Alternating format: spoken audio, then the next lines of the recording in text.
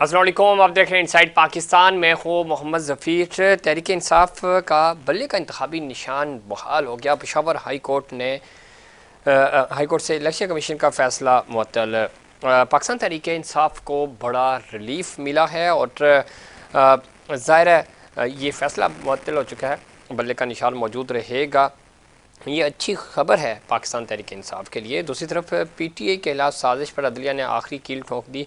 Chairman Tehreek Insaf और उन्होंने ये भी कहा कि जो ज़ाहिर है मामलात जितने भी थे वो सारे अवाम के सामने ही हैं और इस वक्त सियासी तौर पे एक जदोजहद जारी है, कोशिश की जा रही है जो इंतखाबात आ रहे हैं उन इंतखाबात में चीज़ें बेहतरी की तरफ जा सकें। पाकिस्तान तहरीक इंसाफ की जब हम बात करें तो उनके लिए बड़ा मुश्किल वक्त है, लेकिन उनके वकला उनकी जो टीम है वो ये इस ख़बर को और इस फ़ैसले को एक बड़ी कामयाबी समझती है और वो कहते हैं कि जी जो ये रिलीफ़ मिला है ये रिलीफ़ बेसिकली अवामी फ़तह है।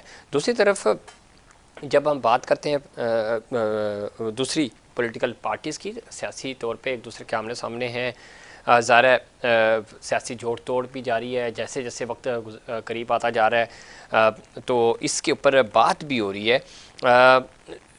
इस अभी तक वो मोमेंटम उस तरह नहीं बन सका सियासी जलसे जुलूसों का जो एक खासा होते हैं इलेक्शंस के।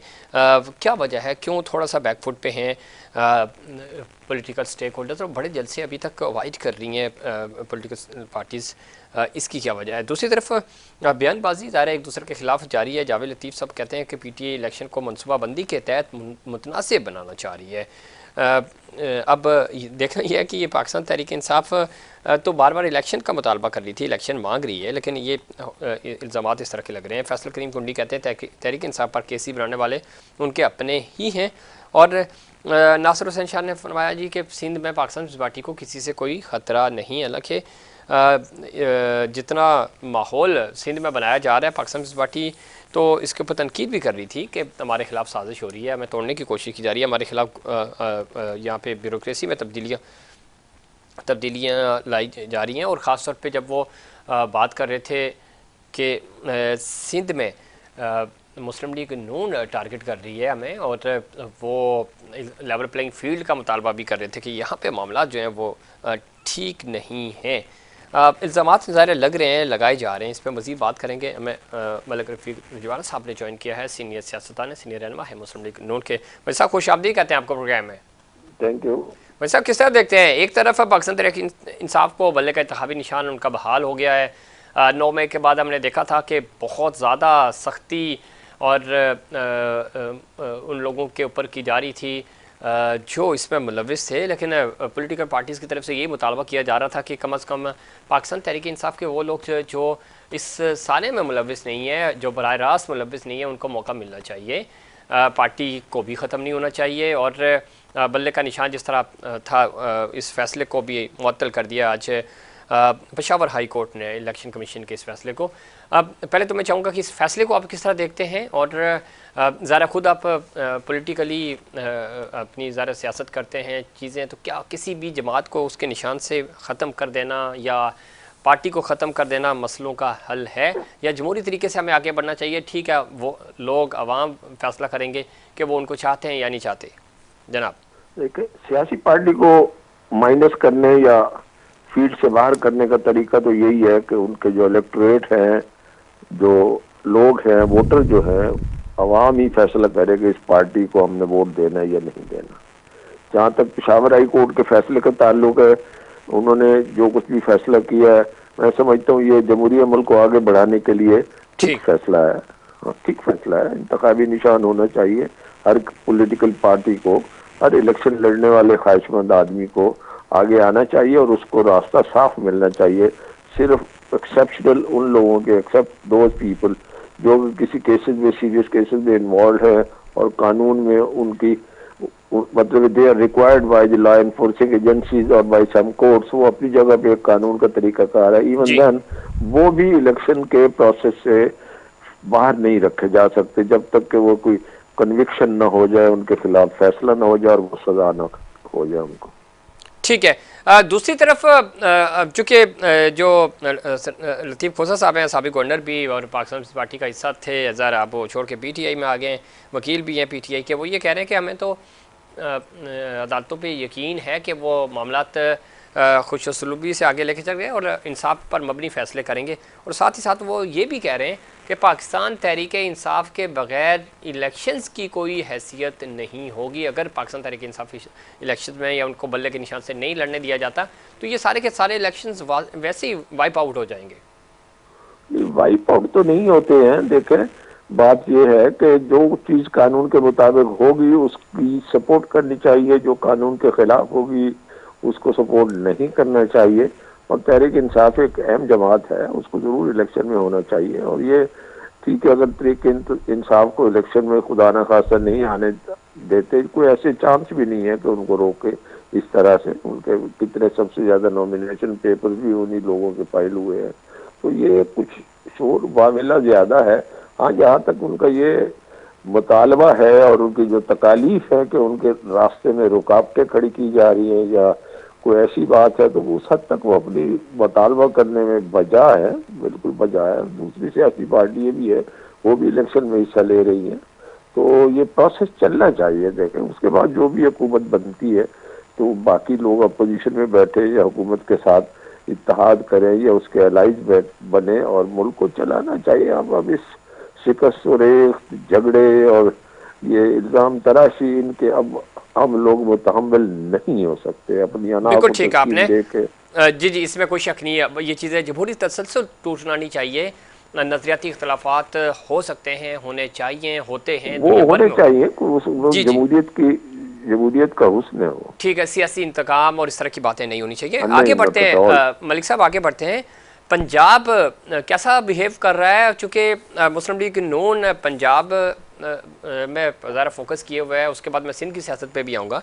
लेकिन अभी चूँकि टिकट्स के हवाले से इंटरव्यूज़ भी हुए, मियाँ साहब बराह रास्त लोगों से मिलते रहे, डिवीज़न टू डिवीज़न आपके जो कैंडिडेट्स थे वो मिले। क्या मोमेंटम है, क्या कॉन्फिडेंस है आपके कैंडिडेट्स का? भी अब ज़रा फैसले होने हैं, कागजात जमा हुए हैं, उनकी जांच पड़ताल होगी, कुछ रिजेक्ट होंगे, कुछ पास होंगे। तो ओवरऑल क्या सिनेरियो है? पंजाब की जो सर्वे रिपोर्ट्स पिछले दिनों तक आ रही थी बिल्कुल डिफरेंट थी। मोमेंटम गेन कर रहे हैं पॉलिटिकली, मुस्लिम लीग नून पंजाब फतह कर लेगी, 2018 से पहले की जो पोजीशन थी उस पोजीशन में वापस आ जाएगी?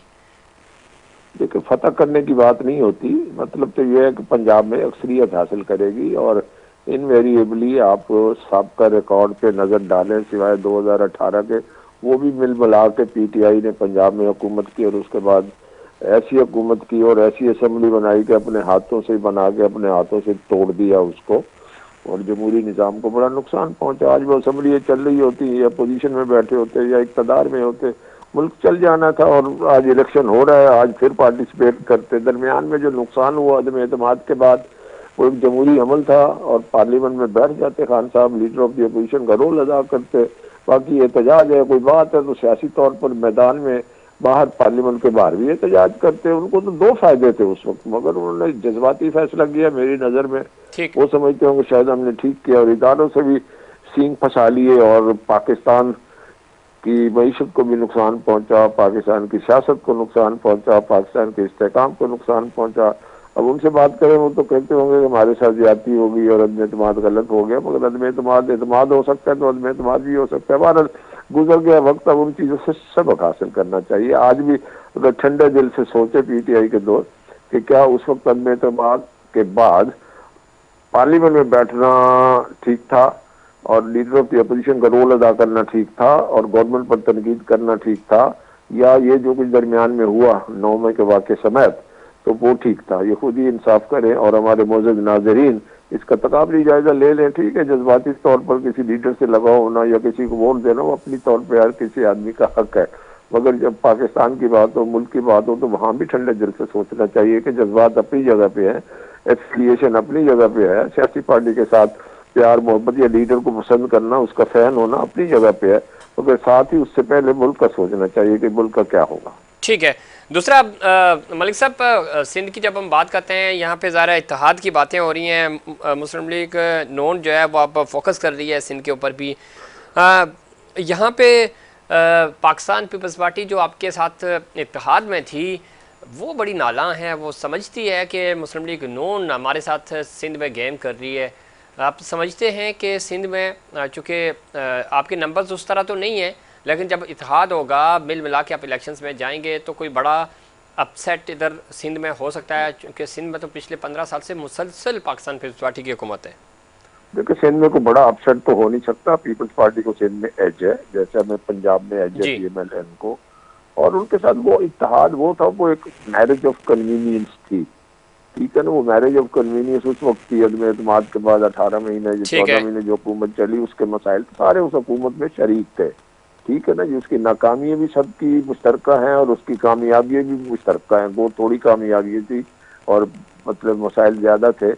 तो बाकी रहा कि इत्तेहाद हमारा गुफ्तगू चल रही है MQM से, जो भी सूरत हाल होगी वाज़ेह हो जाएगी। बट इवन देन मैं समझता हूँ कि इंटीरियर सिंध में सिवाय कराची के, अदरवाइज इंटीरियर सिंध में कराची और हैदराबाद शहरी इलाकों के अलावा सिंध इंटीरियर सिंध में पीपल्स पार्टी को एज हासिल है, ठीक है ठीक है, जी। बहुत शुक्रिया मलिक रफ़ीक रिजवाना साहब प्रोग्राम में वक्त देने के लिए। वो बता रहे थे कि सिंध में पाकिस्तान पीपल्स पार्टी को एज हासिल है, कोई बड़ा अपसेट नहीं हो सकता। हाँ, कोशिश की जा सकती है छोटे छोटे और ख़ासतौर पे कराची डिवीज़न को मैनेज करने की, और उसके लिए पाकिस्तान मुस्लिम लीग नून अपनी काविशें जारी रखे हुए।